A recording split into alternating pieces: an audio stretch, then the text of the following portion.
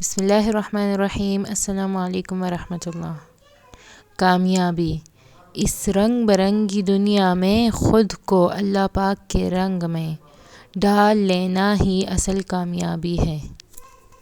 کن یقین کر کے تیرے کن پہ مولا بڑی حسرتیں سنبھال رکھی ہے۔ ہاتھ کی لکیروں پر نہیں بلکہ ہاتھ بنانے والے رب پر یقین ہونا چاہیے۔ امید جب اللہ سے جڑی ہو تو ٹوٹنے کا امکان نہیں ہوتا۔ سکون اور راحت سجدہ خدا میں ہے۔ کن فیکون مومن کی زندگی میں کاش نہیں ہوتا، صرف کن فیکون پر یقین ہوتا ہے۔ تہجد اللہ پاک کی لاڈلی عبادت ہے۔ سوچو تہجد گزار اللہ پاک کا کتنا لاڈلا ہوگا۔ اللہ پاک ناراض ہو کر بھی ساتھ نہیں چھوڑتا۔ اللہ پاک کی ناراضگی بھی کتنی پیاری ہے۔ یقین دونوں صورتیں یقین کی ہے۔ کوئی اللہ پاک کے لیے سب چھوڑ دیتا ہے اور کوئی اللہ پاک پر ہی سب چھوڑ دیتا ہے۔ کتنا مہربان ہے میرا رب کہ اس نے اپنے امت کو اس کی مغفرت کے لیے ماہ رمضان دے دیا۔ بے زبانوں کو جب وہ زبان دیتا ہے، پڑھنے کو پھر وہ قرآن دیتا ہے۔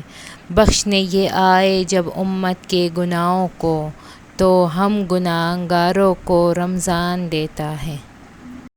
یہ دنیا تمہیں کیا دے گی جس نے حسین کو پانی تک نہ دیا۔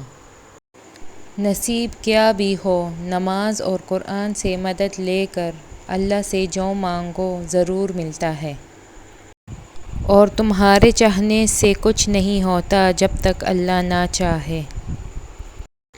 دوسروں کو نصیحت کے پھول دیتے وقت خود ان کی خوشبو لینا مت بھولے۔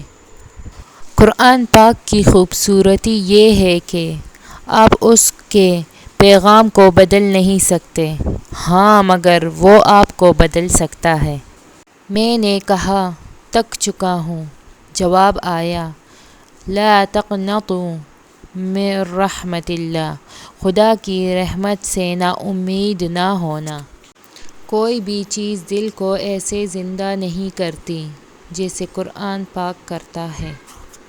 خیالوں کی حفاظت کرو، الفاظ بن جاتے ہیں۔ الفاظ کی حفاظت کرو، اعمال بن جاتے ہیں۔ اعمال کی حفاظت کرو، کردار بن جاتے ہیں۔ کردار کی حفاظت کرو، پہچان بن جاتے ہیں۔ ہم گناہ ایسے کرتے ہیں جیسے وہ دیکھ نہیں رہا، وہ معاف ایسے کرتا ہے جیسے اس نے دیکھا ہی نہیں۔ فَبِأَيِّ آلَاءِ رَبِّكُمَا تُكَذِّبَانِ۔ اے تمام جہانوں کے بادشاہ، میں تجھ سے تیری رحمت کا سوال کرتی ہوں۔ اے اللہ، تو اس دنیا میں جتنے بھی مجبور لوگ ہیں جو تیرے علاوہ اپنی مجبوری کسی کو بتا نہیں سکتے، تو ان سب لوگوں کی مشکلات حل فرما دے۔ آمین ثم آمین۔